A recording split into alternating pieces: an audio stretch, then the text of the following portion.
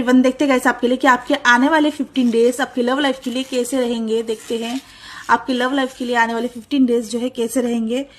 Love life के लिए 15 days में मुझे ये नजर आता है कि अगर आपके पर्सन ने आपको ब्लॉक किया हुआ है, ठीक है, तो वो आपको अनब्लॉक करते नजर आ रहे हैं। कहीं ना कहीं डिवाइन उनको जो है आपकी तरफ कोई ना कोई हिंट देते नजर आ रही है, ठीक है। सपनों में अगर आपके पार्टनर आ रहे हैं तो ऑब्वियसली 3 डेज के अंदर अंदर इनकी तरफ से आपको कोई गुड न्यूज रिसीव हो सकती है।